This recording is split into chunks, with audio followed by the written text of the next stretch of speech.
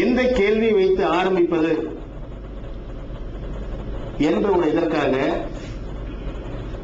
நான் அவர்கள் முன்னே ஒரு கேள்வியை, இது ஏற்பாடு செய்த கேள்வியோ இல்லை ஆரம்பிப்பதற்காக நமக்குள் பேசிக்கொண்ட ஒரு கேள்வியோ அல்ல. ஒரு சகோதரர், இந்த துபாயிலே இருக்கும் ஒரு சகோதரர் ஹுஜைராவுக்கு சென்று, சகோதரர் பிஜே அவர்கள் 1 கோடி ரூபாய் மோசடி செய்துவிட்டார், அந்த 1 கோடியின் மதிப்பு இன்று 5 கோடியாக உயர்ந்துள்ளது, அதற்குண்டான ஆவணங்கள் எல்லாமே நாம் தயாராக வைத்திருக்கிறோம், என்னுடன் அவர் பேச தயாரா என்பதாக அந்த ஹுஜைரா மக்களிடையே பேசி வந்திருக்கிறார்.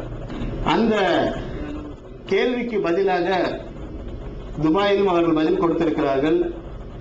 இந்த கேள்வியை முதல் கேள்வியாக வைத்து சகோதரர் பிஜே அவர்கள் அதற்கு பதிலளிக்குமாறு கூறிவிட்டு, இதை முதல் கேள்வியாக வைத்து இந்த அமர்வினை அவர்களை ஆர்வம் செய்யுமாறு கேட்டுக்கொள்கிறேன்.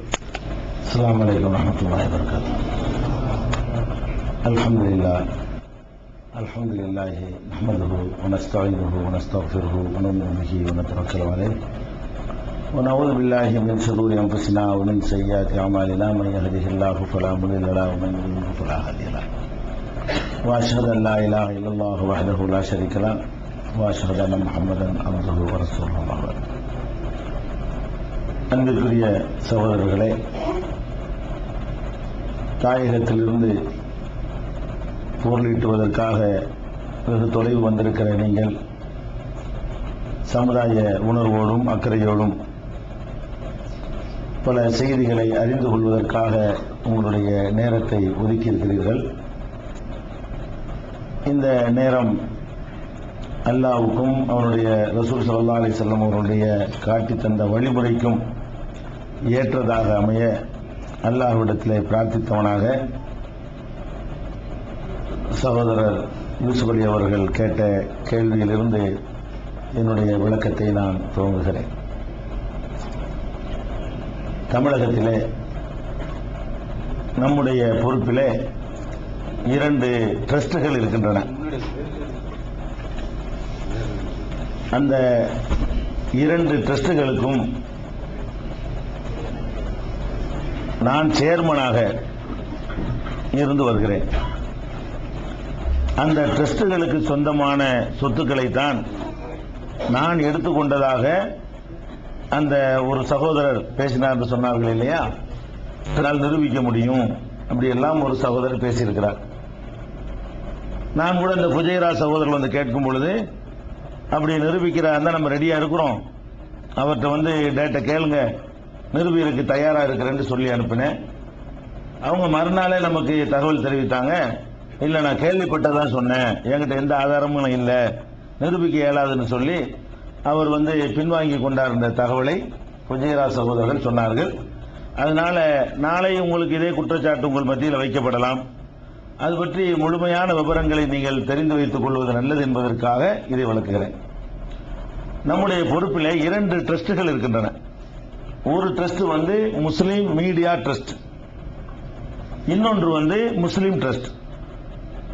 ரெண்டும் தனித்தனியான ட்ரஸ்டுகள்.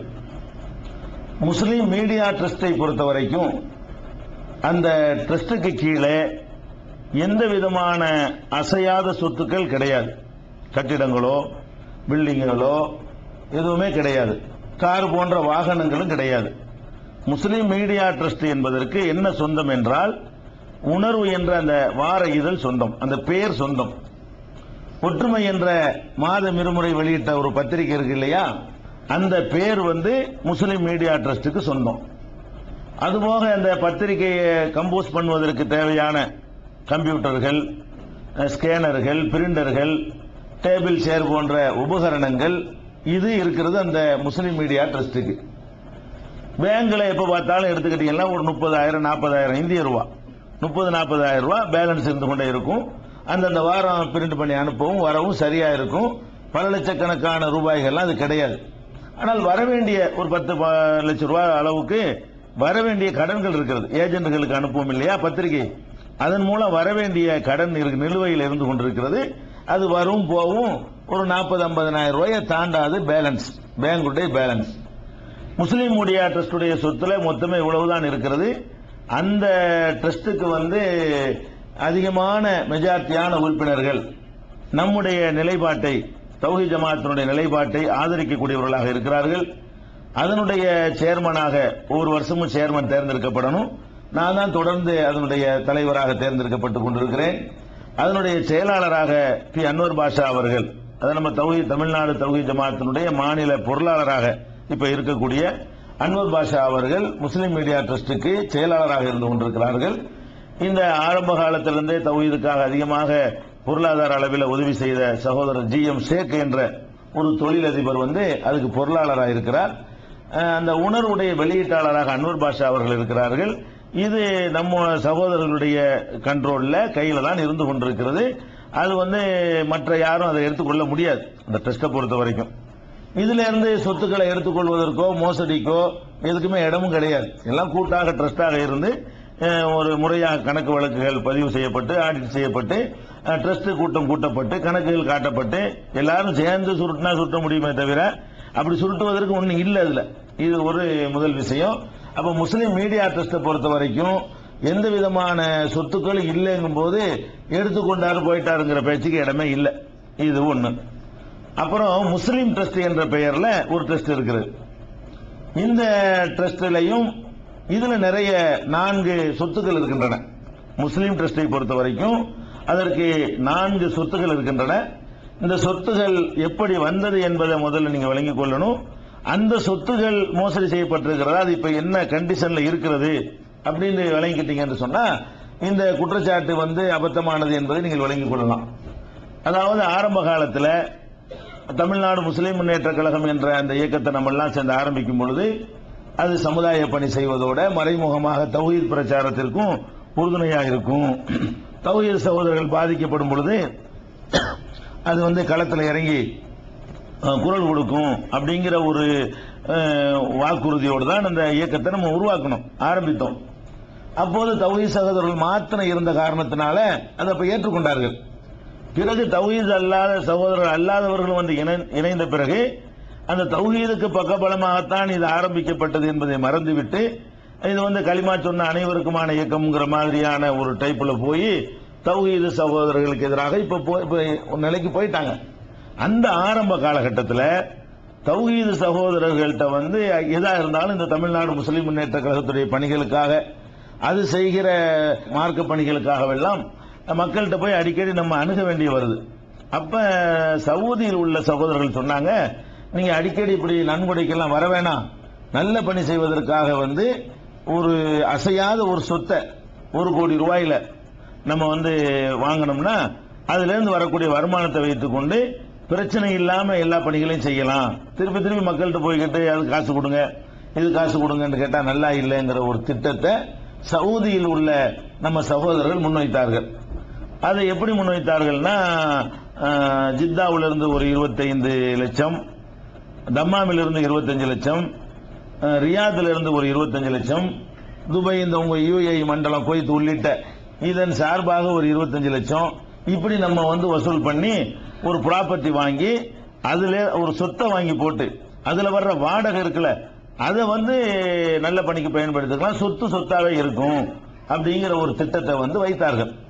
வைத்த உடனே சரி அது மாதிரி செய்யலாம்னு சொல்லும் பொழுது அந்த சகோதரர்கள் மறுபடி என்ன தொடர்பு அங்க மசூரா பண்ணி உங்களை மாதிரி சகோதரர்களை கூட்டி ஆலோசனை செய்த பொழுது எல்லாரும் என்ன சொல்லிட்டாங்கன்னு கேட்டா, அது அநேகமா 98 ஆரம்பிக்கப்பட்டது நினைக்கிறேன்.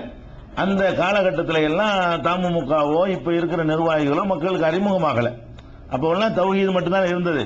80ல இருந்து அந்த தௌஹீத் பிரச்சாரத்தை கேட்டு அதனால அந்த சகோதரர்கள் என்ன செஞ்சிட்டாங்கன்னு கேட்டா, அந்த ட்ரஸ்ட் தமுமுக ட்ரஸ்ட் இருக்கக்கூடாது, அந்த சொத்து வாங்குறது தமுமுகவின் பேர்ல வாங்கக்கூடாது, அது நல்ல பணிகளுக்காக செய்யறது.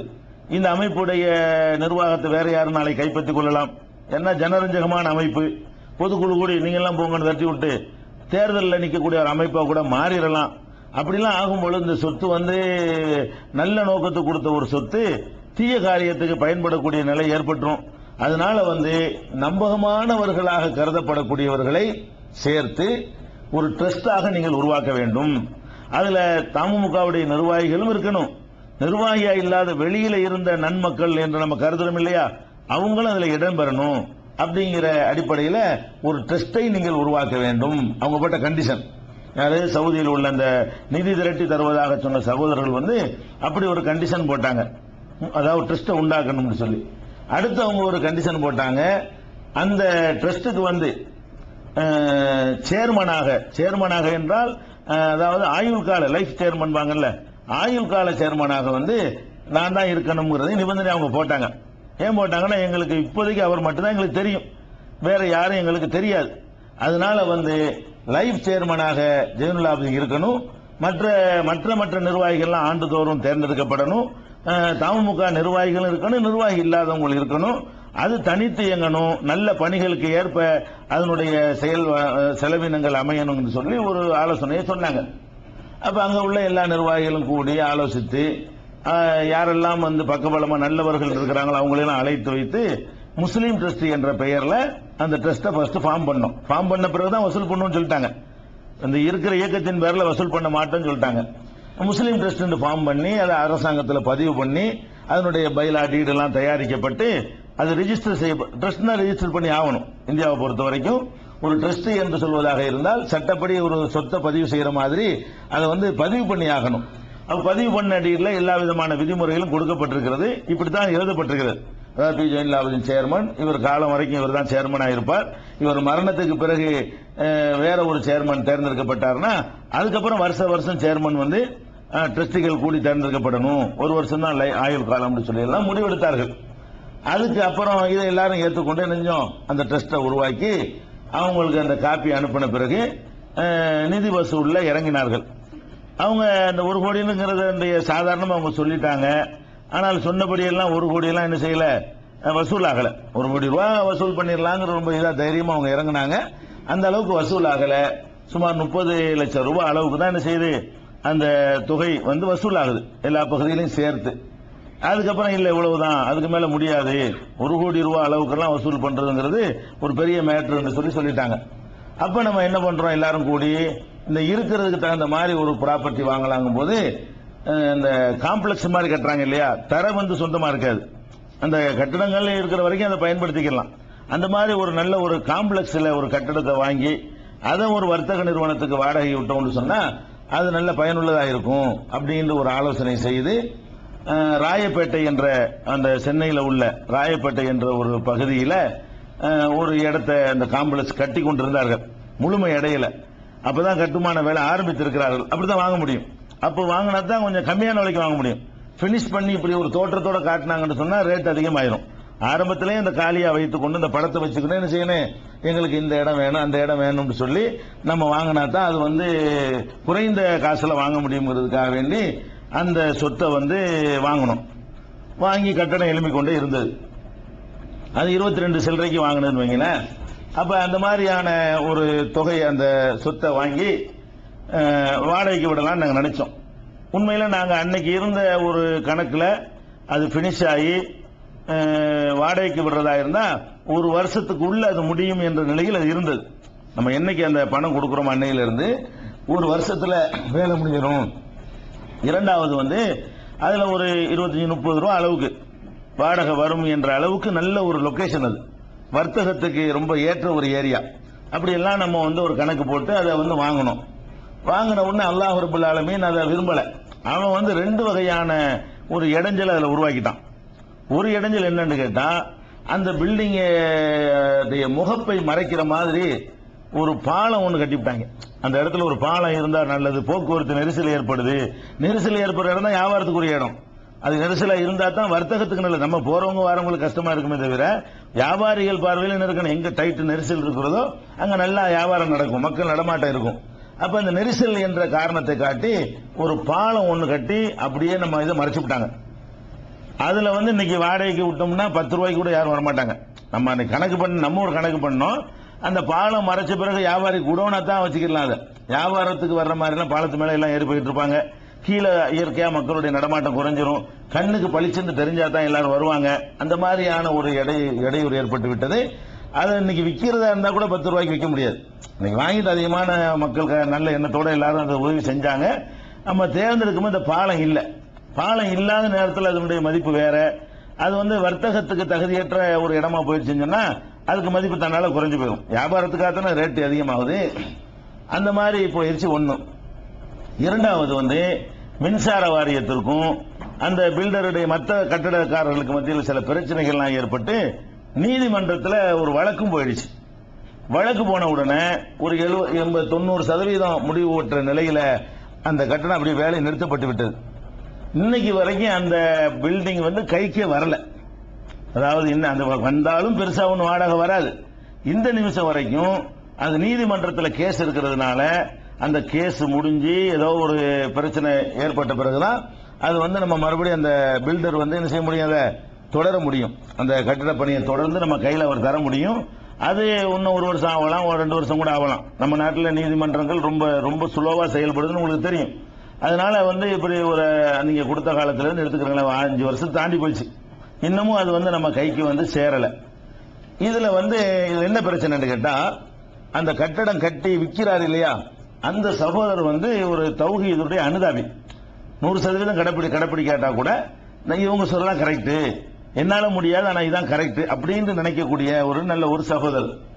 அவர்கிட்ட நாங்க என்ன செஞ்சோம், என்னங்க இந்த மாதிரி கேஸ் போட்டு அநியாயத்துக்கு பண்ணிட்டீங்க, ஒரு நல்ல பணி செய்வதற்காகத்தான் நாங்க வந்து இந்த பில்டிங்கை வாங்கணும், நீங்க இந்த மாதிரி போயிடுச்சு, இப்ப நாங்க ஒரு ஆயிரக்கணக்கான பேருக்கு பதில் சொல்ல வேண்டியிருக்கு, என்ன ஆச்சுன்னு எல்லாரும் கேட்கறாங்க அப்படின்னு அவர்கிட்ட சொல்லும் பொழுது அவர் என்ன சொன்னார்னு கேட்டா, உங்க கையில அந்த பொசிஷனை தர்ற வரைக்கும் நான் உங்களுடைய ஜமாத்துக்கு நன்கொடையாக, உங்களுடைய சமுதாய பணிக்கு நன்கொடையாக 15,000 மாசம் தர்றேன்.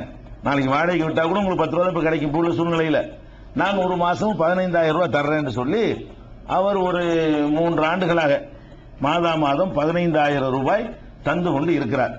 அந்த தருகிற அந்த பணத்தை வந்து அன்வர் பாஷா அவர்கள் வாங்கி அப்ப தமிழ்நாடு முஸ்லிம் முன்னேற்ற கழகத்தில் கொடுத்துருவார். அவங்க அதனுடைய தேவைகளுக்கு பயன்படுத்திக் கொள்வார்கள். அதுல நம்ம சேர்மன் என்ற முறையில் நம்ம சம்மதித்தோம். நமக்கு தர்றாரு, சரி அது பணிக்கு போகட்டும்னு கொடுத்தோம்.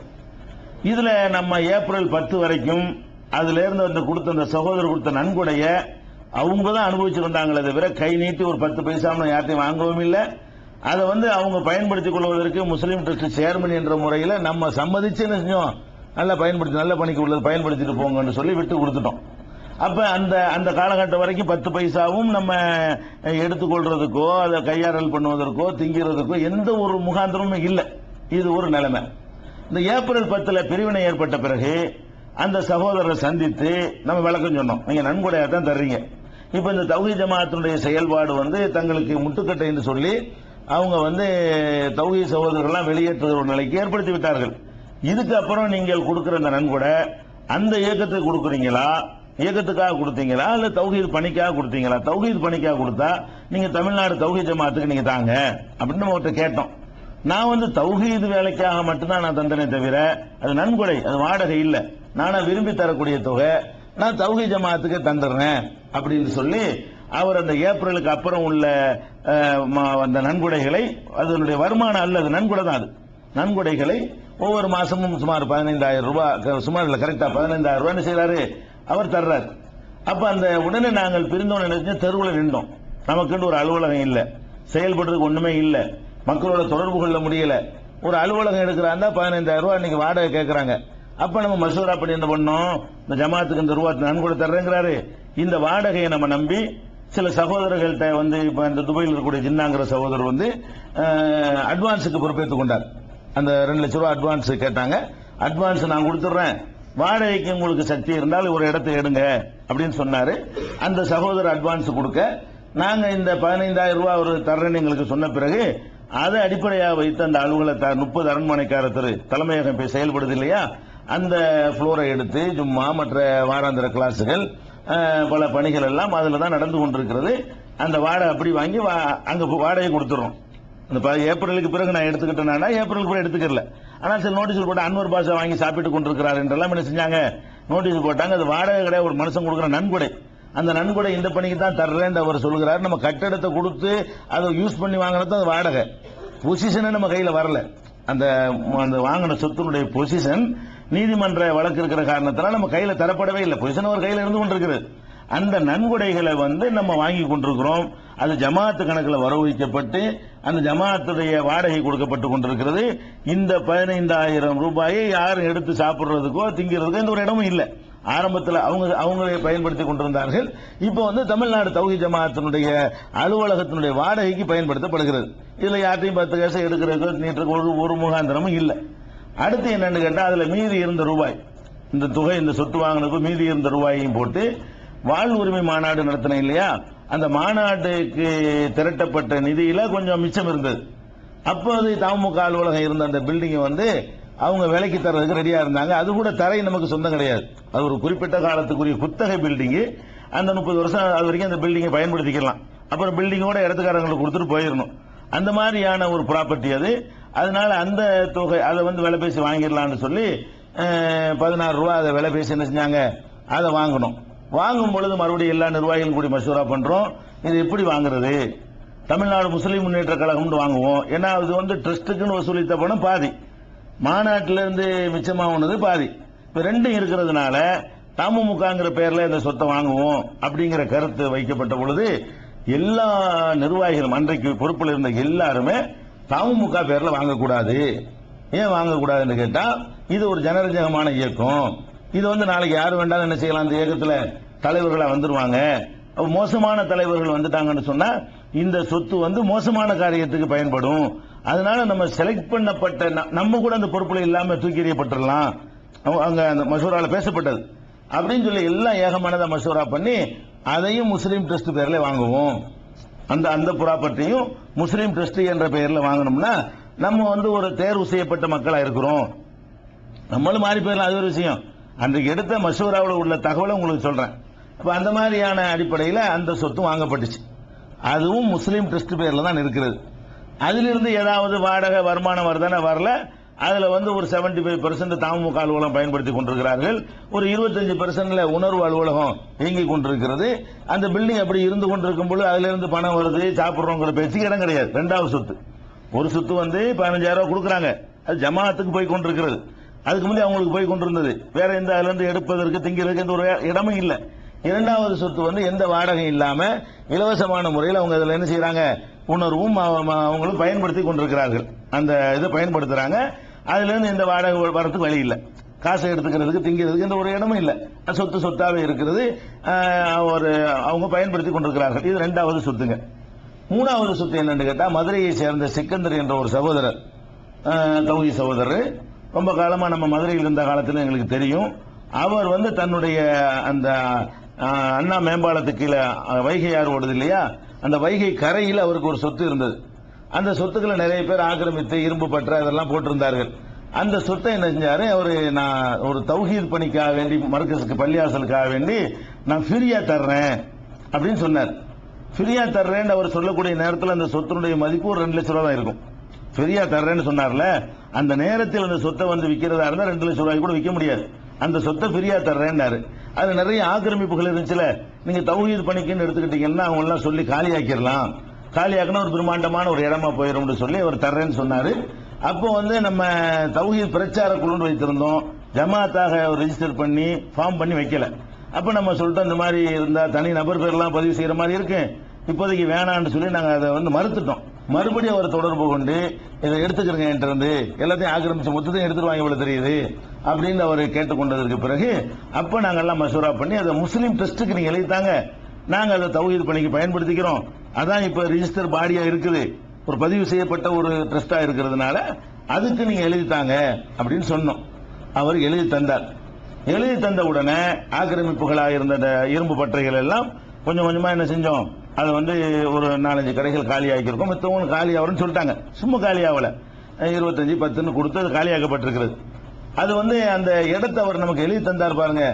தந்த உடனே அங்க விட்டதை அல்ல இங்க நிறைவு செய்யறான். இந்த ராயப்பேட்டையில் நமக்கு நஷ்டமாச்சு பாருங்க, பெரிய நஷ்டம் இல்லையா அது. அதை ஒரு தனி மனிதரை கொண்டு அல்ல என்ன செய்யறாங்க, நிறைவு செய்யற விதமாக அந்த இடத்துல ஒரு ரோடு ஒன்று போடுறாங்க. பெரிய ஸ்கீம் வருது. ஓரளவுக்கு இந்த கப்பி ரோடு வரைக்கும் போட்டாங்க. இனிமேல் அது ஒரு நல்ல அகலமான ரோடு. அந்த சொத்தை ஒட்டி நாம கூட இதனுடைய மதிப்பு ஏறும் என்பதற்காக நம்ம இடத்த கூட விட்டு கூட கொடுத்துருக்கிறோம். அப்பதான் இதுக்கு மதிப்பு கூடுங்கிறதுக்காக வேண்டி இன்றைக்கு அவர் 2 லட்சம் ரூபாய் பெருமானம் உள்ள அந்த சொத்தை தந்தார் பாருங்க. இது இன்னைக்கு ஒரு 50 லட்சம் ரூபாய்க்கு மேல அதுக்கு பெருமானம் உள்ள ஒரு சொத்து. அது ஓசியா ஒருத்தர் கொடுத்தாரு. அது இன்றைக்கு நம்ம அதுக்கு மேல கூட போகும், 50 லட்சத்துக்கு மேலேயே போகும். அந்த மாதிரி ஒரு பெருமதியான ஒரு சொத்தாக அது இன்றைக்கு மாறி இருக்கிறது. அந்த சொத்து அப்படியே கடந்து கொண்டே இருந்தது. அவர் எழுதி தந்த சொத்து அப்படி சும்மா இருந்தது. அப்ப மதுரையில் உள்ள தௌஹீத் சகோதரர்கள்லாம் அந்த ஏரியாவில் நமக்கு ஒரு தௌஹீத் பள்ளிவாசல் இருந்தா நல்லா இருக்கும், அந்த இடத்த சும்மா தானே போட்டிருக்கிறீங்க, நாங்க தௌஹீத் பள்ளி கட்டி செயல்படுறோம் என்று கேட்டாங்க. அது ட்ரஸ்ட் பேர்ல இருக்குது. நீங்க தௌஹீத் ஜமாஅத் தலைமையின் சார்பாக நீங்க ட்ரஸ்ட்டுக்கு என்ன செய்யுங்க, கடிதம் எழுதுங்க. நான் ட்ரஸ்ட் கூட்டத்தை கூட்டி அதை ஒரு ஒப்புதல் வாங்கி நான் அது பள்ளிவாசலை இயங்குறதுக்கு நம்ம ஆவணம் செய்வோம் அப்படின்னு சொல்லி நான் சொன்னேன். அப்புறம் சைபுல்லா காஜா மூலமாக கடிதம் ட்ரஸ்ட்டுக்கு வருது. எல்லாம் ப்ரொசீஜர் முறையா இருக்கணும் இல்லையா? இந்த மாதிரி அந்த இடத்துல காலியா கிடக்குது, நாங்கள் பள்ளிவாசல் கட்டி கொள்வதற்காக வேண்டி அதை பயன்படுத்திக் கொள்வதற்காக எங்களுக்கு நீங்க அனுமதிக்கணும், அதை விட்டு தரணும் அப்படின்னு கேட்டாங்க. கேட்டவுடனே என்ன செஞ்சோம்னா ட்ரஸ்ட் கூட்டத்தை கூட்டணும். அப்ப பிரியலையில எல்லாம் ஒன்னா தானே இருக்கிறோம். எல்லாம் ஒன்னா இருக்கும்போது கூட்டும் பொழுது தாராளமா கொடுத்துடலாம், சும்மா கிடக்குது, தாராளமா கொடுத்துடலாமே அப்படின்னு சொன்னாங்க. சொன்ன உடனே என்ன பண்ணோம், நீங்க எடுத்துக்கிறீங்கன்னு தௌஹீத் ஜமாஅத்துக்கு அதை கொடுத்தாச்சு. எல்லாருமா இருக்கும் பொழுது கொடுத்தாச்சுன்னா எழுத்து மூலமா கொடுக்கல, பொசிஷனை கொடுத்தாச்சு. கொடுத்த உடனே அவர்கள் பள்ளிவாசல் கட்டி, பள்ளிவாசல்னா கூரை பள்ளிவாசல் மாதிரி கட்டி அதை ஆக்கிரமிப்புகளை கொஞ்சம் கொஞ்சமா காலி பண்ணி அதை நிலத்தை எல்லாம் சமப்படுத்தி அந்த இடத்துல பள்ளிவாசல் இயங்கி கொண்டிருக்கிறது. 2.5 வருஷம், 3 ரமலான் முடிஞ்சிருச்சு. 2 வருஷத்துக்கு மேல 3 வருஷம் ஆகும். அப்ப 3 ரமலான் அது கடந்திருக்கிறோம். ஜும்மா நடக்கிறது, 5 வேளை தொழுகை நடக்கிறது, அதுல ரமலான் முழுவதும் 30 நாள் கிளாஸ் நடக்கிறது. பெருநாள் தொழுகைக்கான திடலாக அந்த இடம் பயன்பட்டு கொண்டிருக்கிறது. முன்னாடி உள்ள திடல் என்ன செய்வோம், பெருநாள் தொழுகை நடத்துவோம். சரியான முறையில் பின்பற்ற கூட மாட்டேங்கிறோம். அப்படியெல்லாம் இருக்கக்கூடாது. அல்லாஹ் தஆலா நாம் யாரு அல்லாஹ்வுக்கும் அல்லாஹ்வுடைய தூதருக்கும் கட்டுப்பட்டு நடக்கிறோமோ அப்போதுதான் நமக்கு சரியான வெற்றி இருக்கிறது என்பதை திருமறையில் நமக்கு சொல்லி காட்டுகின்றார். அருமை சஹாபாக்கள் தங்களுடைய உயிர்களை மட்டும் தியாகம் செய்வது கிடையாது. அந்த சஹாபாக்களுடைய வாழ்க்கை வரலாறு நம்ம படித்தோம் என்று சொன்னால், அவர்கள் எப்பொழுது இந்த இஸ்லாத்துக்கு வந்தார்களோ அவர்கள் வந்த காலத்திலிருந்து அருமை சஹாபாக்கள் மரணிக்கும் வரை அந்த மாதிரி நீ பெரிய பிரம்மாண்டமான ஒரு பள்ளிவாசல் கட்டுறதுக்கான ஒரு இடம், அதை எல்லாருமா இருந்துதான் கொடுத்தோம். நான் தூக்கி யார்ட்டையும் கொடுத்துட்டு போகல, எல்லாருமா இருந்து 3 வருஷமா அவங்க கையில் இருக்குன்னா நீங்க பாத்துக்கிறீங்க. அது பள்ளிவாசலா செயல்பட்டு கொண்டிருக்கிறது. இந்த பிரிவினை ஏற்பட்ட பிறகு அந்த சகோதரன் என்ன பண்ணாங்கன்னா, நீங்க பொசிஷனை கொடுத்து விட்டீங்க, எழுத்து மூலமா அது இல்லையே, எழுத்து மூலமா கொடுக்கறதுன்னு தான் முடிவெடுத்தோம். நம்முடைய சோம்பேறித்தனத்தினால இந்த செய்வோம் அந்த செய்வோம்னு சொல்லி அது போயிடுச்சே தவிர, கொடுக்கணுங்கிறது கொடுத்த தப்பா இருந்தா 2.5 வருஷம் 3 வருஷமா இப்படி விட்டு வச்சிருப்பாங்க. பள்ளிவாசல் காலி பண்ணுங்கன்னு சொல்லியிருப்பாங்கல்ல, நாங்களும் சொல்லியிருப்போம்ல. அது மனப்பூர்வமா விட்டு கொடுத்தது, தௌஹீத் பண்ணி நடக்கட்டும்னு சொல்லி. அதுக்கப்புறம் என்ன பண்றோம்னா, அந்த பள்ளிவாசலுக்கு எழுத்து மூலமா தாங்கன்ற உடனே அப்ப நான் மதுரைக்கு புறப்பட்டு சென்று சேர்மன் என்ற முறையில் ஏற்கனவே கமிட்டியில் எடுக்கப்பட்ட எல்லாரும் இருந்து எடுக்கப்பட்ட ஒரு தீர்மானம், அது எழுத்து வடிவமா ஆக்காது என்னுடைய தவறு, நான் லேட் பண்ணிட்டேன். அப்படிங்கறதுனால நான் போய் என்ன பண்ணேன்னா, இந்த பிரிவினைக்கு பிறகு எழுதி கொடுக்கறதுக்காக நான் போனேன். நான் அந்த எழுதி கொடுக்க போற அந்த டைம்ல அவர் ஹார்ட் அட்டாக் ஆஸ்பத்திரியில் சேர்க்கப்பட்டார். அப்ப அவர் தலைவர் பேர்ல எழுதி கொடுக்க முடியாது. அடுத்து மதுரை மாவட்ட செக்ரட்டரியாக கலீலுர் ரஹ்மான் ஒரு சகோதரர் இருக்காரு. அவர் தொண்டிக்காரர், என்னுடைய சொந்த ஊரை சேர்ந்தவர், எனக்கு தூரத்து சொந்தமும் கூட. அவர் மதுரை மாவட்ட தௌஹீத் ஜமாஅத் செக்ரட்டரியா இருக்கிறார். அதனால தலைவர் இல்லைன்னா செயலாளர் பேர்ல அந்த ப்ராப்பர்ட்டி எழுதுவோம் இல்லையா? அதனால அது எப்படி எழுதி கொடுக்கப்பட்டிருக்குன்னா, மதுரை மாவட்ட தமிழ்நாடு தௌஹீத் ஜமாஅத்தினுடைய ஜமாத்துக்காக அதனுடைய செயலாளர் கலீல் ரஹ்மான் அவர் ஒரு சொத்தை எழுதி கொடுக்கிறாருந்தா ட்ரஸ்ட் பேர்ல எழுத முடியாது. ட்ரஸ்ட் கையெழுத்து போடுமா? சொத்தை வாங்குறதா இருந்தா விற்கிறதா இருந்தா அதுல ஒரு கையெழுத்து சைன் பண்ணும்ல. ட்ரஸ்ட் ஒன்னு பொருளா இருந்தா தான் கையெழுத்து போட முடியும். எதன் பேர்ல நீங்க வாங்கினாலும் ஒரு ஆள் அதுக்கு பொறுப்பாளர் பேர்லாம் வாங்க முடியும். அந்த ட்ரஸ்ட் சுட்டி காட்டி அந்த ட்ரஸ்டுக்காக அதனுடைய தலைவர், இந்த ட்ரஸ்டுக்காக அதனுடைய செயலாளர், இந்த ஜமாத்து ஒரு சொத்து வாங்குது, ஜமாத்தை போய் கையெழுத்து போடும், ஜமாத்து தலைவர் தான் கையெழுத்து போடுவார். அந்த மாதிரி ஒரு அடிப்படையில் கலீலுர் ரஹ்மான் என்பவர் பெயர்ல தமிழ்நாடு தௌஹீத் ஜமாத்துக்காக அதை 3 வருஷமா பயன்படுத்திட்டு வர்றீங்க. அது லீஸ் முறையில் வருஷத்துக்கு நீங்க இந்த மாதிரி ஒரு வருஷத்துக்கு 1000 ரூபாய் கொடுத்துடணும், மற்றபடி வெறும் தரையத்தை நாங்க தந்திருக்கிறோம், நீங்க கடந்த 2 ஆண்டு பயன்படுத்தியது போலவே தொடர்ந்து பயன்படுத்திட்டு வாங்க அப்படின்னு சொல்லி எழுத்து மூலமா கொடுத்துருக்குங்க. இதைத்தான் நல்ல உண்மைன்னு தெரிஞ்சுக்கிட்டு இப்ப என்ன நோட்டீஸ் மாதிரி போட்டிருக்கிறாங்கன்னு கேட்டா, அது பல லட்சம் ரூபாய் மதிப்புள்ள ஒரு சொத்தை அவருடைய ஊரை சேர்ந்த ஒரு சொந்தக்காரருக்கு எழுதி கொடுத்திருக்கிறான்னு சொல்றாங்க. நோட்டீஸ் போடுறாங்க. யார் போடுறா? அனாமதயம் போடல. ஒரு இயக்கத்தினுடைய தலைமை பொறுப்பு வகிக்கிறவர் தன் பெயரில் இதை போடுறார். உண்மை என்னன்னு தெரிந்து கொண்டேன். உண்மை என்னன்னு தெரியும், மதுரைக்கு நீங்க போனா தெரியும், அதை பார்த்தாலும் தெரியும், அவருக்கும் தெரியும். என்ன நடப்புங்கிற 2.5 வருஷமா அது பள்ளிவாசலா அது செயல்பட்டு வர்றது தெரியும். 3 ரமலானை கடந்து விட்டது அவருக்கு தெரியும். எல்லாம் தெரிந்து அந்த மாதிரி ஒரு எதிரிகள் கூட நமக்கு இந்த பொருளாதார குற்றத்தை என் மீது சுமத்தியது கிடையாது இது வரைக்கும். இந்த 25 வருஷ வாழ்க்கையில மற்ற மாதிரி திட்டுவாங்களே தவிர அவன் அந்த காசை தின்ட்டான் அந்த காசு தின்ட்டான் எதிரியா இருந்தாங்களே அவங்க கூட அது மாதிரி சொன்னது இல்லை. ஏன்னா அந்த விஷயத்துல நான் அதை பெருமையா நான் சொல்லிக் கொள்வேன். நான் நெருப்பா தான் இருப்பேன். காசு விஷயத்துல எந்த காசையும் எடுத்துட்டாங்கிற குற்றச்சாட்டை என் மீது யாரும் சொல்லவே முடியாது. ஏன்னா அந்த பணத்தை தொட மாட்டேன். ஒரு அமைப்புல இருந்தா கூட அப்படி இப்படி பார்த்து நீங்க வாங்கிக்கிறங்க பொருளாதாரம் வாங்கிக்கிறங்க அப்படிதான் நடந்து கொள்வேனே தவிர அப்படி ஒரு நான் பண விஷயத்துல ரொம்ப ரொம்ப கராரா ரொம்ப கண்டிப்பா நடப்பேன். இப்ப கூட நம்ம ஜமாத் சார்பாக சில செய்திகளை சொல்வதற்கு வந்திருக்கிறோம். அப்ப கூட ஒரு கண்டிஷன் போட்டு தான் நான் வந்தேன். என்ன வந்தேன், இந்த போற பிரயாணத்துல ஜமாத்துக்காக கூட மக்கள்கிட்ட எந்த நிதியும் கேட்க மாட்டேன். விளக்கம் சொல்வதற்கு தான் நான் போறேனே தவிர நிதி திரட்டுற வேலைக்கு நான் போக மாட்டேன்னு சொல்லி அந்த அளவுக்கு நான் என்ன செய்யறேன் வசூல் பெற்று போயிட்டான்ருவாங்க. அந்த மாதிரியாக அந்த நிலைப்பாட்டில் நான் ரொம்ப உறுதியா இருந்து கொண்டிருக்கிறேன். அப்படிப்பட்ட என்னை பார்த்து என்ன செய்யறாங்க தெரிந்து கொண்டே இதான் 1 கோடி ரூபாங்கிறது 1 கோடி ரூபா கூட இன்னைக்கு பெறலாம். அது என்ன பெற்றாலும் பெறாட்டாலும் அது தௌஹீத் ஜமாத்துடைய சொத்து. தௌஹீத் வேலைக்கு பயன்பட்டு கொண்டு பள்ளிவாசலா இருக்குது. பள்ளிவாசனுடைய சொத்தாக இருந்து கொண்டிருக்கிறதே தவிர இதுல சொந்தக்காரனுக்கு எழுதி கொடுத்துட்டாண்டா எப்படி என்ன இவங்களை எங்க கொண்டே சொல்றது. இதுக்கெல்லாம் மறுமையில் இன்ஷா அல்லாஹ் அல்லாஹ் என்ன செய்வான். இதுக்கெல்லாம் மறுமையில ஒரு வழக்கு இருக்கிறது. அதுக்கப்புறம் என்ன பண்றோம்னு கேட்டா அந்த இடத்தை எழுதி கொடுத்த சிக்கந்தர் இருக்காரு இல்லையா, சிக்கந்தர்கிட்ட போய் இன்டர்வியூ எடுக்கிறோம்.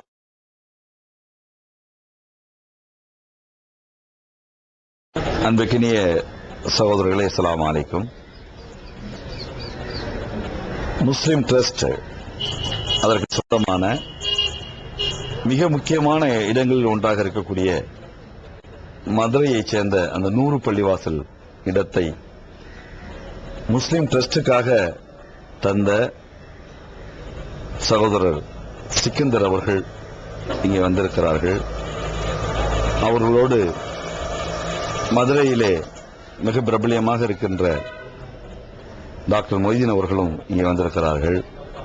அதேபோல் சிக்கந்தர் அவர்களுடைய மச்சான் நாகூர் ராஜா அவர்களும் இங்கே வந்திருக்கிறார்கள். இது எதற்காக என்றால் சமீபத்திலே ஏற்பட்ட பிளவுகள் உங்களுக்கு எல்லாம் தெரியும். ஆனால் கொடுத்தவரே இங்கே வந்திருக்கிறார். அவர் எதற்காக இந்த இடத்தை கொடுத்தார் என்பதை அவருடைய வாக்குமூலத்தில் இருந்து கேட்டால் நமக்கு நன்றாக புரியும் என நினைக்கிறேன். அஸ்ஸலாமு அலைக்கும். ஆரம்ப காலத்தில் எங்கள் குடும்பத்தில் எங்கள் தகப்பனார் நாங்கள் எல்லாரும் தர்கா வழிபாடுகள் மௌலிது ஷரீஃப்கள் இந்த மாதிரி ஒரு ஈடுபாடுகள் அதிகமாக இருந்தோம். அந்த காலகட்டத்தில் அண்ணன் பிஜி அவர்களுடைய பயான்களை நான் ஒரு பயான் கூட விடாமல் போய் கேட்டேன். அதன்பால் எனக்கு ஒரு தஹீத் மேல அதிகமான ஒரு பிரிய ஏற்பட்டு நான் முதல்ல மதுரையிலேயே ஒரு மௌலுது மேடைங்கிறத உடைச்ச முதல் நபர் நான் தான். மௌலுது காலங்காலமாக என்னுடைய பிறந்த காலத்திலிருந்து எங்க வீட்டில் எங்களுடைய இடத்துல ஓதிக்கிட்டு இருந்ததை நாங்கள் உடைச்சி எறிஞ்சிட்டு அப்பயே நான் என்ன செஞ்சேன், தௌஹீத்துக்கு ஒரு எண்ணம் ஏதாச்சும் இந்த இடத்துல செய்யணுங்கிற ஒரு எண்ணம் என் மனசுல ஓடிச்சு. அதன்படி ஒரு காலகட்டத்தில் அந்த நேரத்தில் அவர்கிட்ட பொறுப்பாக இருந்த மதுரை பொறுப்பாளராக இருந்த சீனி நைனாமது என்பவர் அந்த இடத்த இந்த மாதிரி ஒரு தஹீத் பள்ளியோ இந்த மாதிரி தஹீத் ஜமாத் மாதிரி நீங்க ஈடுபட்டுறதுக்கு நீங்க ஏதாச்சும் உங்களுக்கு கொடுக்க பிரியம் இருக்கா அப்படின்னு கேட்டாரு. ஒரு 10க்கு 10 இடம் தான் கொடுத்தாரு. 10க்கு 10 ஒரு இடம் கொடுங்க போதும் அப்படின்னு கேட்டு வந்தாரு. அப்ப நான் என்ன சரி என்னை அண்ணன்ட்ட கூட்டிட்டு போய் அறிமுகப்படுத்துங்க அப்படின்னு அண்ணனை பார்க்கணும் ரொம்ப நாள் ஆசையா இருந்துச்சு. அப்போ ஒரு சூழ்நிலையில பேசி என்ன 2 பேரும் சந்திக்கக்கூடிய சூழ்நிலை வந்துச்சு. அந்த சூழ்நிலையில நாங்க அண்ணனை பார்த்து பேசும்போது அவர் என்ன உங்களுக்கு உண்மையிலேயே மனப்பூர்வமா பிரியம் இருக்கான்னு கேட்டாரு. இருக்கு, நீங்க என்ன கேட்கறீங்க அப்படின்னு கேட்டாரு. அப்ப கேட்கும்போது நீங்க அந்த இடத்துக்கு நீங்க எவ்வளவு இடம் வேணும்னு கேட்டேன். எங்களுக்கு ஒரு சும்மா ஒரு சின்ன பள்ளி மட்டும் அமைக்கிறதுக்கு ஒரு 10க்கு 20 கொடுத்தா போதும் அப்படிங்கிற மாதிரி ஒரு சூழ்நிலை கேட்டாரு. நான் சொன்னேன், நீங்க அந்த 10க்கு 20க்கு மாத்திரம் நீங்க விலை கொடுங்க, ஆனா மீதி இருக்க இடம் பூரா உங்களுக்கு சும்மா தந்துடுறேன், அது ஹதியாவா கொடுத்துறேன் அப்படின்னு சொல்லி ஒரு சூழ்நிலையில கேட்டேன். சரி ரைட் இன்ஷால்லா நீங்க என்ன எதிர்பார்க்கறீங்க அப்படிங்கிற ஒரு சூழ்நிலை கேட்டாரு. ஆனா விலைக்கு கொடுக்கலங்க ஜி, இது நான் என்ன செய்யறேன் அப்படின்னா நான் என்னுடைய மனசு இது நல்ல காரியம் நீங்க செய்வீங்கிற ஒரு சூழ்நிலை நான் கொடுக்குறேன். ஆனா என்னுடைய சூழ்நிலைகள் சிரமமா இருக்குங்கிறனால ஒரு ஹதியாவா சும்மா கொஞ்சம் அமௌண்ட் குறைச்ச அமௌண்ட் கொடுத்தா போதும் அப்படிங்கிற ஒரு சூழ்நிலை கேட்கும் போது நீங்க என்ன எதிர்பார்க்கறீங்க போது எனக்கு ஒரு 2 ரூபா கொடுத்தா போதும் அப்படிங்கிற ஒரு சூழ்நிலை கொடுத்துடுறோம். 2 லட்சம் ரூபா கொடுக்குற மாதிரி ஒரு சூழ்நிலை கேட்டோம். சரி மித்த ஏற்பாடுகள்லாம் நீங்க செய்யுங்க அப்படின்னாங்க. நீங்க மித்த டாக்குமெண்ட்ஸ் மித்தெல்லாம் கிளியர் பண்ணி செஞ்சு கொடுத்துருங்க அப்படின்னாங்க. அதுக்கடுத்து என்ன ஆச்சு, கோயம்புத்தூர் ஒரு பிரச்சனை வந்தோன்னு அவர் என்ன சிங்கி நாமதுங்கிற உள்ள போயிட்டார். அடுத்து அந்த பொறுப்புக்கு என்ன செய்றாரு அப்படின்னா சிக்கந்தர் அவர்கள் வர்றாரு. சிக்கந்தர் அவர்கள் வந்தவொடனே நாங்கள் என்ன செய்யறோம், மித்த பொறுப்புகள் பூரா செஞ்சு அந்த டாக்குமெண்ட்ஸ்ல இருந்து வரி கிளியர் பண்ணி எல்லாம் கொடுத்து மீடியா முஸ்லீம் ட்ரஸ்ட்டுக்கு நான் என்ன எழுதி கொடுத்து என் கைப்பட முஸ்லீம் ட்ரஸ்ட்டுக்கு அண்ணன் பிஜி அவர்களுக்கு பேர்ல எழுதி கொடுத்து எல்லா டாக்குமெண்ட்ஸும் முடிச்சுட்டு வரியும் அவர் பேர்ல வரைக்கும் மாற்றி முடிச்சாச்சு. அப்புறம் திருப்பி நான் மனு போட்டேன். போய் அண்ணன் அவர்களை பிஜி அவர் தான் பார்த்தேன். எனக்கு அண்ணன் பிஜி அவர்களை தான் தெரியும், வேற யாரும் எனக்கு தெரியாது. அண்ணன் பிஜி அவர்களே ஒவ்வொரு மீட்டிங்கிலும் போய் கேட்டேன். அப்ப சொன்னாரு, நீங்க ஏற்கனவே இவ்வளவு நாள் விட்டுட்டீங்க, அசால்ட்டா விட்டுட்டீங்க, கேட்டது உண்மைதான், ஆனா அசால்ட்டா விட்டுட்டீங்க. இப்ப நான் போய் எடுத்து சொன்னா அது பிரச்சனையா வரும், அதனால நீங்க முறைப்படி மனு போடுங்க அப்படின்னு சொன்னாங்க. அதன்படி முறைப்படி நான் மனு போட்டோம். போட்டு என்ன மெட்ராஸுக்கு நான் சிக்கந்தர் அவர்கள் எல்லாருமே வந்தோம். அப்ப என்ன அந்த சூழ்நிலையில அண்ணன்ட்ட கேட்கும் போது, இல்ல நான் இப்ப எந்த பொறுப்பு இல்ல, அது ஹைதர் அவர்கள்ட்ட தான் பொறுப்புல இருக்கா, நீ அவர்கிட்ட பேசுங்க அப்படின்ட்டாங்க. அப்ப கேட்கும் போது நான் என்னை பொறுத்தவரை இந்த இடத்தை பொறுத்தவரை ரூபா பிரச்சனை பேசவே இல்லை, பிரியம் இருந்தா நீங்க இதை எடுத்துக்க, தேவையில்லை, நாங்க அந்த கொடுக்கக்கூடிய சூழ்நிலைகள்ட்ட இல்ல அப்படின்ட்டாங்க. அப்ப நான் என்ன மனசுக்குள்ள கொதிப்பு இருந்தாலும் இது நம்மளுடைய எண்ணங்கள் நிறைவேறணும், இந்த இடத்துல ஒரு பள்ளி உருவாகணும், இந்த இடத்துல வெறுத்து நம்ம வாங்கிட்டு வந்துட்டோம்னா இந்த வேலை நடக்காம போயிடும், அப்படிங்கனால இதை செய்யக்கூடிய ஒரே நபர்கள் இவங்க தான் அப்படிங்கிற சூழ்நிலையில என்ன செய்யறேன்னா அண்ணன் பிஜி அவர்கள்ட்ட கலந்து என்ன செய்ய நான் உங்கள்கிட்ட கொடுத்துறேன், ஆனா என்னைக்காச்சும் நீங்க செய்வீங்க அப்படிங்கிற ஒரு சூழ்நிலையில எனக்கு பின்னால் ஒரு சூழ்நிலை வந்தா செய்யலாம்ங்கிற சூழ்நிலையில நான் என்ன செஞ்சேன், சிக்கந்தர் அவர் வெளியே வந்தோன்னு சொல்றாரு, நீங்க அவசரப்படாதீங்க, என்னைக்கு உங்கள்கிட்ட வாங்கிக்கலாம், அப்படின்னா நீங்க இந்த நேரத்தில் நீங்க கொடுத்துருங்க அப்படிங்கிறாங்க. அப்ப என்ன கொடுத்துட்டு அவங்க வேலையெல்லாம் முடிச்சுட்டு வந்துடுறேன். நான் முடிச்சுட்டு வந்தவன திருப்பி என்ன செஞ்சாங்கன்னு சில காலங்களுக்கு பின்னால பொறுமையா இருக்கக்கூடிய சூழ்நிலையில அப்புறம் பொறுப்புகள் மாறுது. அப்புறம் அண்ணன் அவர் நான் நினைச்ச என் மனசுல நினைச்சது மாதிரியே பொறுப்பு அண்ணன் பிஜி அவர்களுக்கு வருது. அப்ப எனக்கு மனசு ரொம்ப சந்தோஷப்பட்டு, உங்களுக்கு நான் ஏற்கனவே நான் நினைச்சது மாதிரி எனக்கு வந்திருக்கு, உங்க கையிலேயே உங்களுக்கு பொறுப்பு எனக்கு ரொம்ப சந்தோஷம், இதை நம்ம ஆரம்பத்தையும் எதிர்பார்த்தோம், ஆனா நீங்க தான் பொறுப்புகள் அவங்கள்ட்ட போய் பாருங்க நீங்க சொன்னீங்க, ஆனா எனக்கு இப்பதான் எனக்கு மனசு திருப்தியா இருக்கு, நீங்களே உங்கள்கிட்ட நான் பேசுறதுக்கு சந்தோஷப்படுறேன், நீங்க எனக்கு நீங்க ஏற்கனவே நீங்க கொடுத்த வாக்குப்படி நீங்க ஏதாச்சும் நீங்க செஞ்சு ஆகணும் அப்படின்னு. சரி பாப்பா இன்ஷால்லா வாங்க அப்படின்னு சொன்னாங்க. அதன்படி நான் என்ன செஞ்சோம், நடுவரை ஏற்படுத்தி நாங்க வந்தோம். இந்த மாதிரி ஒரு சூழ்நிலையில டாக்டர் அவர்களை சந்திச்சு நீங்க ஏற்பாடு பண்ணி கொடுங்கன்னு கேட்டோம். அதன்படி அவர் நினைச்சார், அவர்கிட்ட அண்ணன் அவர்கள்ட்ட பிஜி அவர்கள்ட்ட பேசினாங்க. பேசின பிறகு அது என்னன்னா அல்லாஹ்வுடைய கிருபையில இன்ஷா அல்லாஹ் அதை கபூலாக்கி கொடுத்துட்டோம். அதுக்கு மிக ரொம்ப சந்தோஷம். அது நான் என்ன ஒரு பள்ளி உருவாகணும், அந்த இடத்துல தாவாஸ் அதாவது தவ்ஹீத் முறைப்படி நம்ம என்ன நினைச்சோமோ அதே மாதிரி என்ன செஞ்சிருக்காங்க, அந்த இடத்துல பள்ளி வரணும்னு நான் நினைச்சேன். அதன்படி அந்த இடத்துல என்ன செஞ்சிருக்காங்க, முதல்ல ஒரு சின்ன செட்டு கோர் செட்டு போட்டாங்க. அதுக்கடுத்து கொஞ்சம் ஆக ஆக அந்த கூரை செட்டை பிரிச்சுட்டு பெரிய செட்டா போட்டாங்க. அப்புறம் ரெண்டாவது ஒரு செட்டும் போட்டாங்க. அப்புறம் கக்கூஸ் பாத்ரூம் அமைச்சாங்க. எல்லாம் அமைச்சு அந்த முடியத்துல அந்த இடம் நல்ல இப்போதைக்கு நல்ல ஒரு 1000 பேர் 2000 பேர் தொழுகிற அளவுக்கு உண்டான இடத்த வசதி பண்ணி சுத்தப்படுத்தி கொடுத்துருங்க. அது எல்லாவற்றுக்குமே எனக்கு ரொம்ப சந்தோஷமா தெரியுது. நான் அங்கேதான் தொழுகிறோம், 5 நேரம் அங்கேதான் தொழுகிறோம். நான் எதுக்கு கேட்கிறேன்னா, நான் என்னுடைய சொந்தக்கார ஆளுக்கு நான் எழுதி கொடுத்துட்டேன், ஒரு நோட்டீஸ் போட்டுருக்காங்க. அந்த ப்ராப்பர்ட்டியை என்னுடைய சொந்தக்கார ஆளுக்கு பிஜே எழுதி கொடுத்துட்டாரு அப்படின்னு போட்டிருக்காங்க. அந்த சொந்தக்கார ஆள்கிட்ட இருக்குதா அல்லது பள்ளிவாசல இருக்குதாங்கிறது உங்கள்கிட்ட கேட்கிறேன். அதாவது நான் சொல்றேன், அது பள்ளிவாசல எங்கிறதுக்கு நான் இவர் மாதிரி கொடுத்து வரமில்ல. உங்க இயக்கத்துல அதாவது மெம்பர் கிடையாது, ஆனா ஒரு அனுதாபி அப்படிங்கிற முறையில் பொதுவான டாக்டர் நான். அப்படிங்கும் போது நான் 2 வருஷமா நான் அதுக்கு நோம்பு கஞ்சி காசுக்கெல்லாம் ரூபா கொடுத்துக்கிட்டு வரேன். அங்க உள்ளவங்க எல்லாம் நல்லபடியா தொழுகிறாங்க, நல்ல கூட்டம் நடக்குது, நோன்பு காலத்துல நல்ல நோன்பு நிகழ்ச்சிகள்லாம் நல்லா நடக்குது. அதுல எந்த கோளாறும் கிடையாது, தனியாற்றே இல்ல, கட்டாயமா இல்ல. அந்த நிர்வாகிகள் யாருக்கு, மாவட்ட நிர்வாகிகள் அல்லது அந்த பள்ளிக்கிட்டு ஒரு நிர்வாகிகள் இருக்காங்க, அவங்ககிட்ட தான் இருக்கு. மற்றபடி இதுல யாருடைய தலையீடுமே இல்லை. மாநில தலைவர் கூட அந்த இடத்துல பார்த்துட்டு போயிடுறாங்களே தவிர அந்த மாவட்ட தலைமையை தான் அந்த பள்ளி தலைமை தான் நடத்துது. எனக்கு நான் எப்பயுமே எந்த அரசியலும் கிடையாது, எந்த கட்சியும் கிடையாது, எந்த பொறுப்பும் கிடையாது. ஒரே எண்ணம் நம்ம ஏக இறைவன் அப்படிங்கிற ஒரு இதுதான். நம்ம அன்னைக்கு இன்னைக்கு எனக்கு அண்ணன் பிஜி அவர்களை தான் தெரியுமே வெளியே மித்த யாரும் அவங்க மாத்தி பொறுப்புகள் மாறி இருக்கலாம், கொடுக்கலாம், நம்மளுக்கு எது தெரியாது. ஏன்னா அதை நம்ம மற்றவங்களுக்கு சொல்ல விரும்பல. எனக்கு அண்ணன் பிஜி அவர்களுடைய பயன் தான் பிடிச்சிச்சு.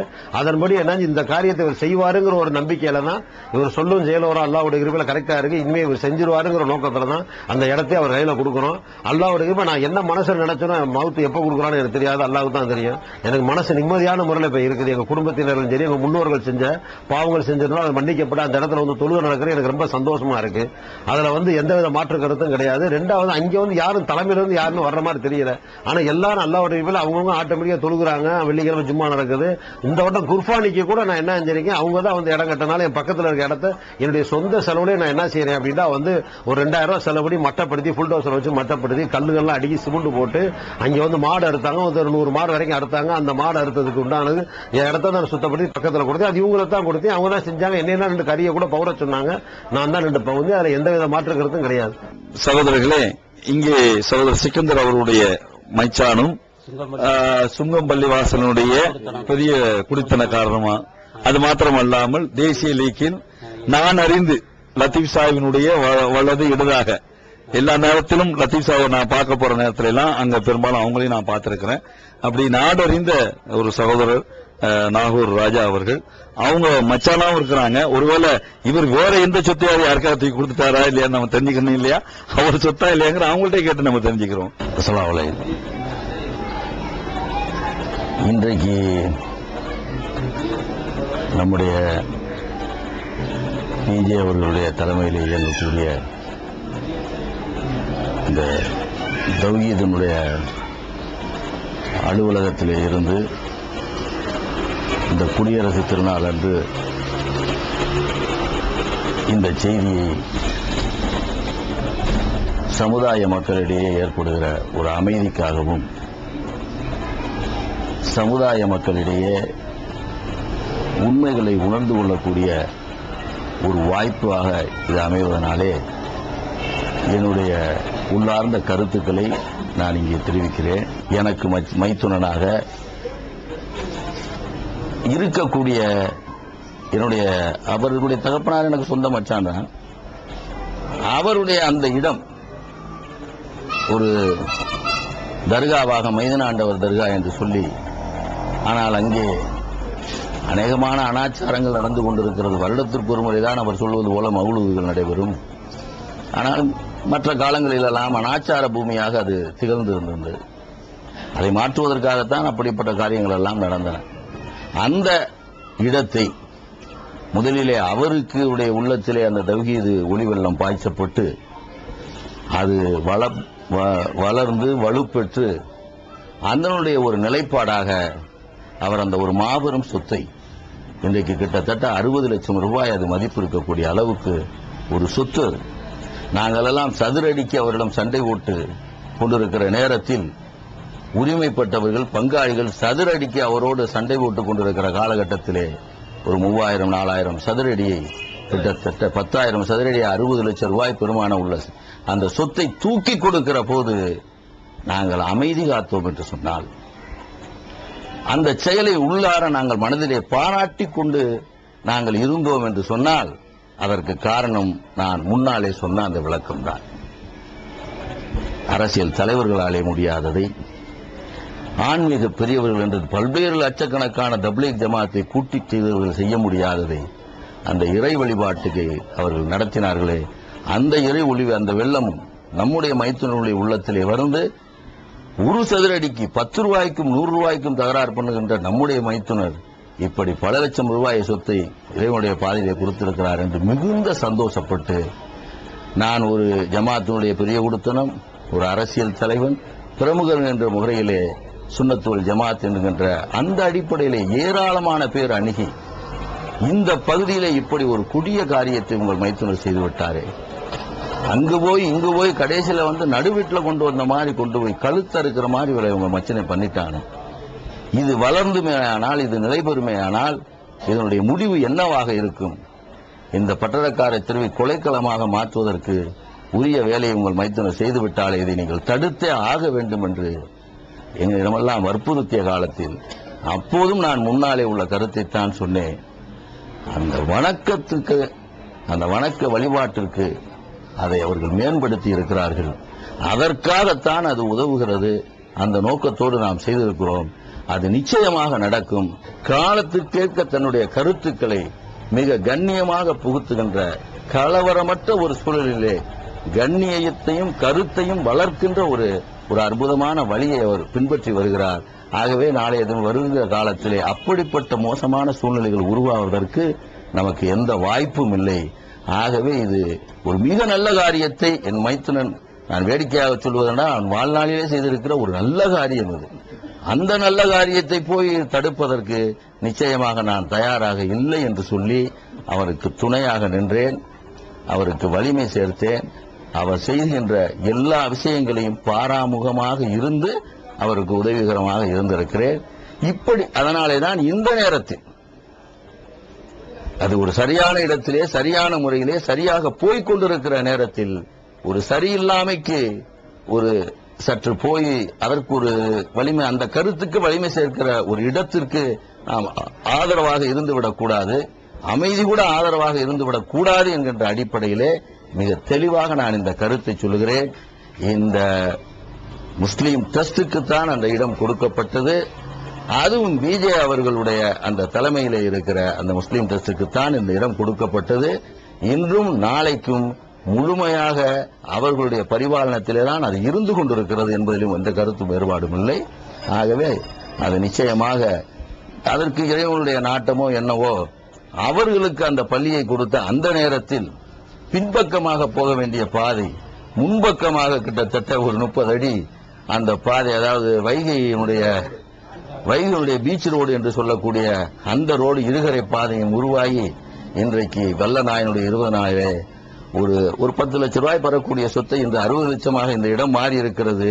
அதே நேரத்தில் எங்கள் கைகளிலே இருக்கிற 30 லட்சம் ரூபாய் சொத்து இன்றைக்கு 1 கோடி ரூபாய் சொத்தாக மாறி இருக்கிறது.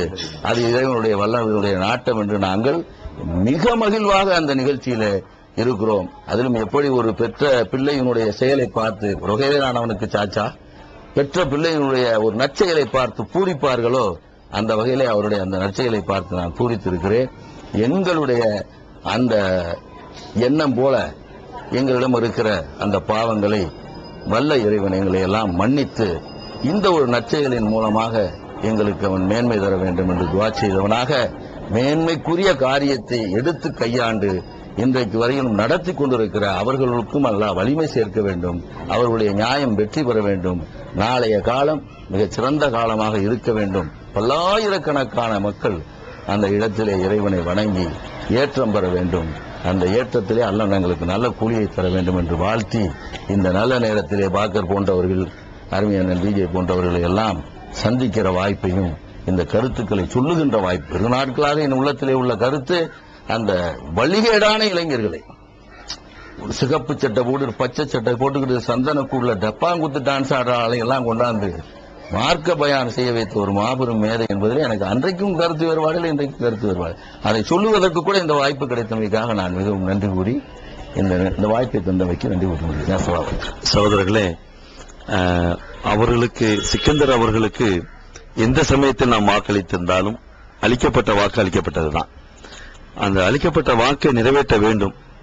அவர் அன்றைக்கு அந்த சொத்தை தரும்போது எந்த உள்ள ஏதோ அச்சத்தோடு அது தந்தாரோ அதே உள்ள அச்சத்தோடு தான் இப்போது அவருக்கு கொடுக்க வேண்டிய முதல் கட்டமாக 50,000 ரூபாயை சகோதரர் அண்ணன் டாக்டர் மொய்தீன் சாஹிப் அவர்களும் அண்ணன் ராஜா அண்ணன் அவர்களும் நாகூர் ராஜா அண்ணன் அவர்களும் சகோதரர் பிஜே அவர்கள் முன்னிலையிலே சகோதரர் சிக்கந்தர் பாய்கிட்ட கொடுத்துட்டேன்.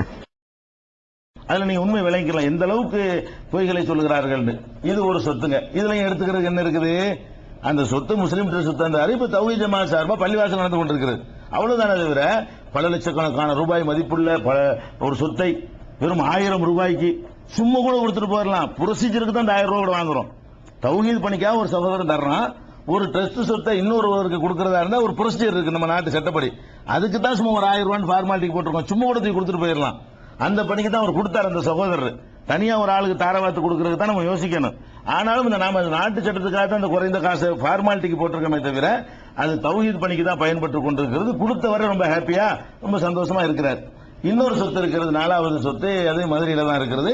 வழக்கறிஞர் குத்துபுத்தீன் கேள்விப்பட்டிருப்பீங்க, ஒரு மதுரை மாவட்டத்தினுடைய தௌஹீத் ஜமாத் தலைவராக இருக்கிறார். அந்த சொத்தை அவர் தரும்போது தலைவராக இல்லை, சாதாரண ஒரு சகோதரராக இருந்தால் அது தௌஹீத் ஜமாத் அந்த முஸ்லீம் ட்ரஸ்டுக்காக வேண்டி ஒரு பிளாட் போட்டு வித்துக்கிட்டு இருந்தாரு. அந்த இடத்துல உள்ள, அதாவது இந்த கார்டன், அந்த அஸ்மா கார்டன்லாம் விளம்பரம் வந்திருக்கு, முன்னூர்ல பார்த்திருப்பீங்க. இந்த அஸ்மா கார்டு என்று சொல்லி ஒரு விளம்பரம் போடுறாங்கல்ல, அந்த இடத்துல உள்ள ஒரு சொத்து அது. அதை அவர் எழுதி கொடுத்தாரு. அந்த ரிங் ரோடு வந்தா டெவலப் ஆகும்னு எழுதி கொடுத்தாரு. அது டெவலப் ரிங் ரோடு வந்து வேற மாதிரி திருப்பி விட்டாங்க. அது டெவலப்பும் ஆகல. அவர் கொடுத்த அந்த சொத்து இன்னைக்கு ஒரு 50,000 ரூபாய்க்கு போவார். ஆனா கொடுத்தவர் நம்மளோட இருந்து கொண்டிருக்கிறார். அது அப்படி சும்மா கிடைக்கிறது. அது நம்ம ட்ரஸ்ட் பேர்ல இருக்கிறது. அதுல இருந்து ஒரு வருமானம் கிடையாது. காலி மனையா கிடைக்கிறது. நீங்க உங்களுக்கு ஒரு 10,000 ரூபாய் தந்து போய் குடியிருங்கன்னு சொன்னால் நீங்க குடியிருக்க மாட்டீங்க. அப்படி ஒரு இடத்துல கிடக்குது, காட்டுல கிடக்குன்னு வைங்களேன். அதுல வந்து ரூபாயை தந்து குடியிருக்க சொன்னா கூட ஒருத்தன் வாங்கிக்க மாட்டான். அது இந்த காலத்திலேயாவது ஒரு 50 வருஷத்துக்கு பிறகு டெவலப் ஆகி அங்கெல்லாம் மனித சஞ்சாரம் வந்தா அதுக்கு ஏதோ ஒரு மதிப்பு வரலாமே தவிர அப்படி ஒரு மதிப்பு இல்லாத ஒரு சொத்து ஒண்ணு இருக்குது. இந்த 4 சொத்து தாங்க அந்த முஸ்லீம் ட்ரஸ்ட் பேர்ல இருக்கிறது. இதை என்னத்தை எடுத்துக்கிறதுக்கு என்ன இருக்குது? ஒண்ணுமே இல்லை. அதுபோக அந்த ட்ரஸ்டுடைய இந்த கைப்பற்ற போறோம், அந்த கைப்பற்ற போறோம், அது அப்படி இப்படி எல்லாம் பித்தனாக்கள் பண்ணிட்டு இருக்காங்க. ஒரு காலம் கைப்பற்ற இயல. ட்ரஸ்ட்ல உள்ள மெம்பர்ல அதிகமான சகோதரர்கள் வந்து நம்ம நிலைப்பாட்டை ஆதரிக்கக்கூடியவர்களா இருக்கிறாங்க.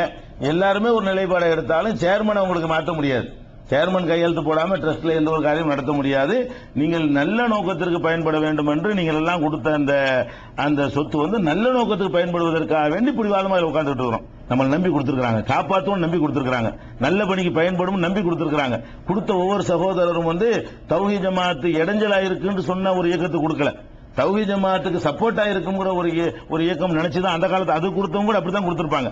வாழூர் மாநாட்டு கொடுத்தவங்க கூட இது தௌஹீத் ஜமாஅத்துக்கும் சப்போர்ட்டா இருக்குது என்பதற்கு தான் பெரும்பாலும் கொடுத்திருப்பாங்களே தவிர தௌஹீத் ஜமாஅத்து ஒழிக்கணுங்கிறதுக்காக வந்து அது கொடுத்திருக்க மாட்டாங்க. அதனால அந்த கொடுத்த சகோதரர்களுடைய அந்த நம்பிக்கையை நம்ம வந்து காப்பாற்றணும். நமக்கு அந்த காப்பாற்றுவோம், அதுக்கான திராணி உள்ளவர்கள் நினைச்சு தந்திருக்கிறாங்க. அதை நம்ம சக்திக்கு உட்பட்டு காப்பாற்றி அது நல்ல பணிகளுக்கு மார்க்கம் அல்லாஹ்வும் ரசூலும் எந்த நற்பணி என்று சொன்னார்களோ அந்த பணிகளுக்கு பயன்படுத்துறதுக்காகத்தான் பாடுபட்டு இருக்கோமே தவிர சொத்தை எடுத்துக்கிறதுக்கு இல்லை. எடுத்துக்கிற இயலாத ட்ரஸ்ட் நல்ல நல்ல கோடீஸ்வரர்கள் எல்லாம் அந்த ட்ரஸ்ட்ல மெம்பர்களாக இருக்கிறார்கள். எடுத்துக்கொள்றவர்கள் இல்லை. நான் ஒரு ஆள் தான் முசாஃபிர் இருப்பேனே தவிர பாக்கி எல்லாருமே நல்ல அவங்க இது மாதிரி 10 ட்ரஸ்ட் உண்டாக்குற அளவுக்கு வசதி படைத்தவர்கள் இருக்கிறாங்க. அவங்க எல்லாம் சேர்ந்து எடுத்துக்கிற விடுவாங்களா? அது அவங்க தான் எடுத்துக்கிடுவாங்களா? அதான் அதனுடைய நிலைமை. இந்த நாளை தவிர வேற எந்த ஒரு ப்ராப்பர்ட்டியும் இல்லை. அது அவதூறுங்க. அல்லாஹ் மேல ஆணையாக இந்த நிகழ்ச்சிகள்ல இந்த தேதி மாசம் அது மாதிரி சில தவறுகள் என்னை அறியாமல் சொல்லப்பட்டிருக்குமே. ஆனால் இந்த மாதம் தேதியில 92க்கு பதிலா 93 இப்படி அறியாமல் ஏற்பட்டிருக்கிற இந்த பிழைகள் இருக்கும்ல, இந்த பிழைகள் ஏற்பட்டிருக்குமானால் அதை தவிர நான் சொன்ன அடிப்படையான விஷயங்கள் அனைத்துமே அல்லாஹ்வின் மீது ஆணையாக 100% உண்மை. மறுமையில உங்களை எல்லாம் சாட்சியாக அல்லாஹ் நிறுத்தி கேட்டால் அங்கேயும் நான் இது உண்மைதான் என்று அல்லாஹ் மேல ஆணையிட்டு அதை சொல்வேன். இதுல எந்த விதமான சந்தேகத்துக்கும் இல்லை என்பதை உறுதியாக அல்லாஹ் மீது ஆணையிட்டு தெரிவித்துக் கொள்கிறேன்.